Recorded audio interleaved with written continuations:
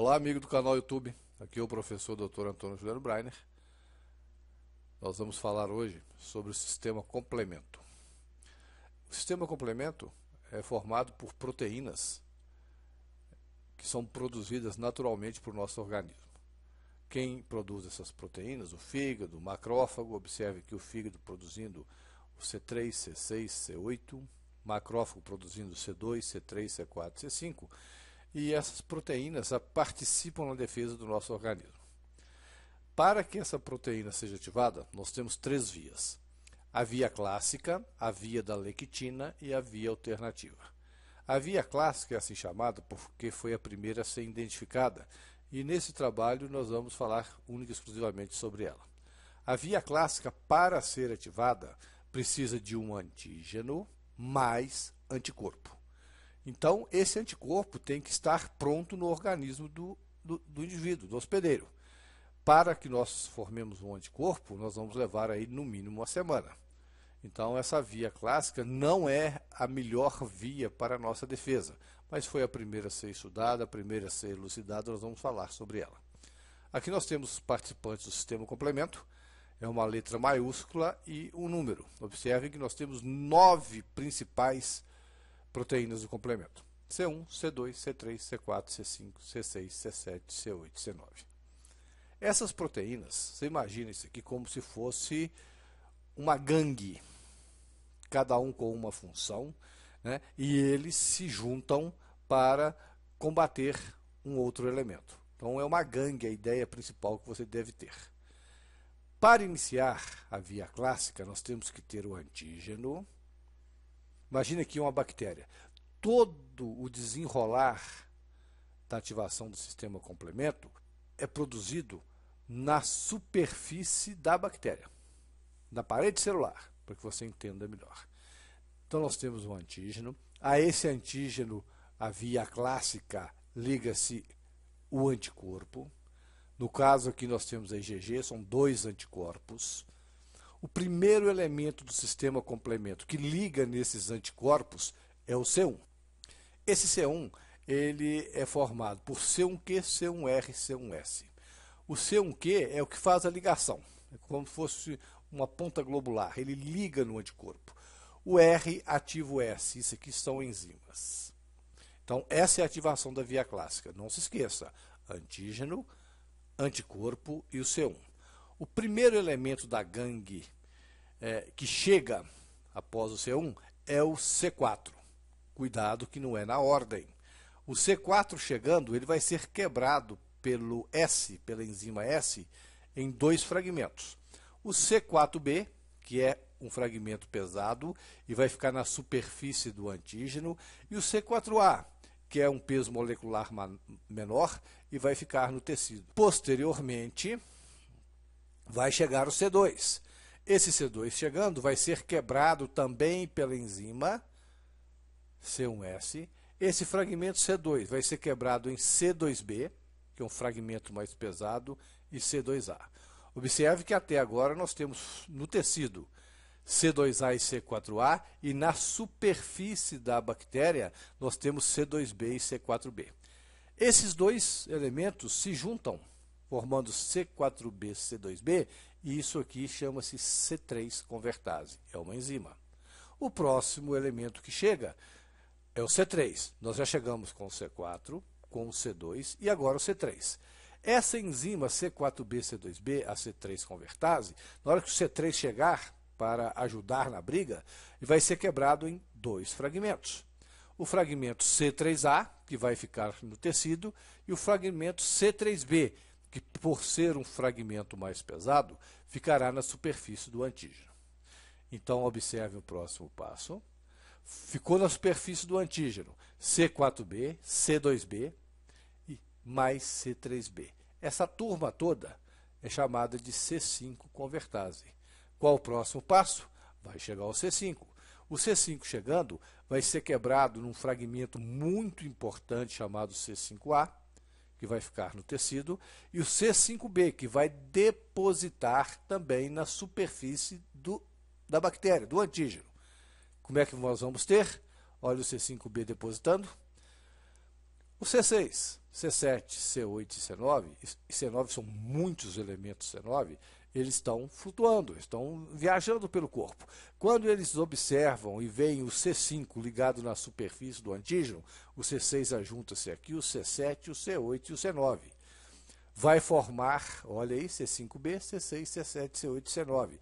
Isso aqui vai chamar complexo de ataque à membrana. Essa quantidade de proteínas do complemento, principalmente esse C9, ele vai fazer um buraco na superfície do antígeno e vai furar a parede da bactéria e a bactéria vai morrer. O que nós tivemos até agora? Vamos pensar em cada momento das quebras. Nós temos C5b, C6, C7, C8 e C9, que é o complexo de ataque à membrana. Na formação, nas quebras, quando o C3 foi quebrado por C4b, C2b e formou o C3b, esse C3b é uma excelente opsonina. Também foi formado os fragmentos com a letra A. C3A, C5A, C2A, C4A. Esses elementos são chamados de anafilatoxinas.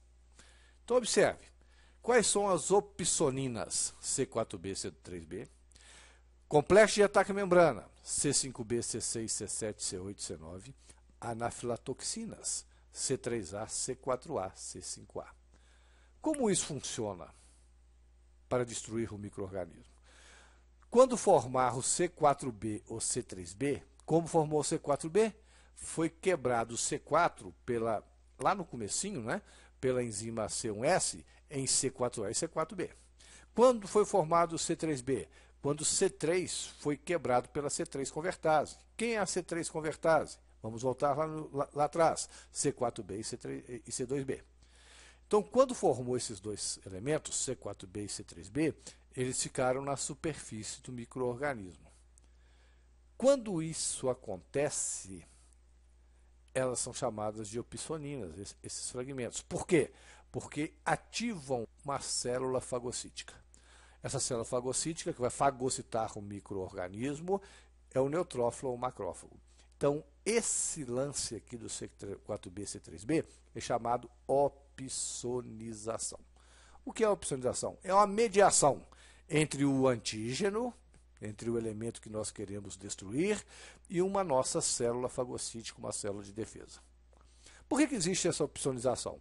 Porque muitas vezes a nossa célula de defesa não consegue fagocitar diretamente o micro-organismo. Portanto, precisa dessa mediação por essas enzimas do sistema complemento.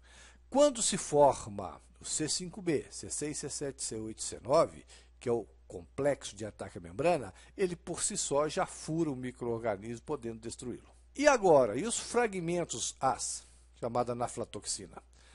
Esses caras são muito importantes. Quando eles são formados, eles ativam toda a resposta inflamatória. Por quê? Lá no tecido, nós temos os nossos leucócitos chamados mastócitos. Esses mastócitos têm muitas vesículas, muitas bolsinhas contendo histamina. Esses mastócitos, na sua membrana, ou então no retículo endoplasmático, ou na membrana celular, tem fosfolipídios, que darão origem ao ácido araquidônico, que dará origem a substâncias inflamatórias. Portanto, esse mastócito tem receptores de superfície específicos para C5A, C3A, C4A. O C2A não liga no mastócito, ele vai para a via das cininas para participar da coagulação. Observe você que, ao ligar no receptor, por exemplo, um dos mais importantes é o C5A, vai desgranular o mastócito, vai liberar histamina no tecido. Para que vai liberar histamina? Essa histamina não é vasodilatadora? Sim. Por que ela faz vasodilatação? Para que as células de defesa que estão circulando dentro dos vasos sanguíneos, principalmente os neutrófilos, que são ótimos fagócitos, eles consigam passar para o tecido e venham aqui e eliminam esse micro-organismo. Também, quando ativa-se o ácido araquidônico, esse ácido araquidônico tem duas vias. A via da lipoxigenase e a via ciclooxigenase. A via lipoxigenase vai formar os leucotrienos e a ciclooxigenase vai formar as prostaglandinas e tromboxanos. Vamos ver isso? Observe você que aqui nós temos a parede celular, a membrana citoplasmática de um mastócitos, houve o estímulo. Que estímulo que é esse? C5a, por exemplo, binding, ligar, ligou no receptor, ativou na parede celular o ácido araquidônico. Esse ácido araquidônico, ele, olha lá, fosfolipídios na parede, vai ativar a fosfolipase, que é uma enzima, né, vai quebrar o ácido araquidônico em duas vias. Via ciclooxigenase, vai produzir, né, os tromboxanos e vários tipos de prostaglandinas. E a via lipoxigenase vai produzir os leucotrienos. Todas essas substâncias participarão ativamente da inflamação, são mediadores da inflamação. Observe aqui a síntese das prostaglandinas, prostaciclinas e tromboxanos, que está ligado à enzima ciclooxigenase, né? As prostaciclinas, que estão lá no envoltório nuclear, estão no retículo endoplasmático, é um potente vasodilatador e inibidor da agregação plaquetária. Olha, vasodilatador, observe isso. Olha a síntese das prostaglandinas, prostaciclinas e tromboxanos, que são as isoformas da via ciclooxigenase. Todo mundo fala isso aí na área de inflamação. Olha, COX-1, COX-2. O que é isso? A COX-1, ela é constitutiva das células. As células produzem naturalmente. Estão na mucosa gástrica, nas plaquetas, no endotélio vascular e rins. A COX-2, ela é induzida, isto é, ela é gerada quando ocorre uma inflamação. Por quê? Ao ter uma inflamação, são ativados vários leucócitos. Por exemplo, olha aqui, macrófagos, monócitos, as células da musculatura lisa, do endotélio, do epitélio e do neurônio. E tudo isso aqui ativa a resposta inflamatória. Então guardem isso. A via da ciclooxigenase, por isso que falamos, muito COX-1, COX-2. Na farmacologia, você vai estudar inibidores da COX. Por exemplo, nós temos aqui embaixo, né, a COX-2, que ela é induzida, o hospedeiro começa a produzir isso, a gerar essa resposta inflamatória, ela é inibida por corticoides. Aqui nós temos a formação do leucotrieno, que é um pouquinho diferente da prostaglandina. Ele é formado mais no citossol e na membrana, né? A função dele é contração da musculatura lisa e aumenta a permeabilidade vascular. Né? Animais que têm problemas de cansaço, né? Pessoas que têm asma, tal, leucotrieno é um dos elementos pró-inflamatórios que mais atuam causando o mal. Essa aqui é a via dos leucotrienos e a via lipoxigenase. Meus amigos, então aí está, né, uma informação sobre o sistema complemento. É um assunto muito interessante, um assunto que tem que ser estudado com calma, né, tem que ser repensado, observado a formação dos elementos que ocorrem quebra do sistema complemento. Muito obrigado pela sua atenção. Se gostou do vídeo, clica aí, vai participar do nosso canal lá aí no YouTube. Qualquer coisa, estamos aí para discutir, professorbrainer@hotmail.com é meu e-mail. Veja lá no nosso blog, né, as coisas interessantes que nós temos. Ciência se faz conversando, ciência se faz discutindo. Ninguém é dono do saber, ninguém sabe tudo, mas podemos aprender juntos. Muito obrigado, um abraço para você.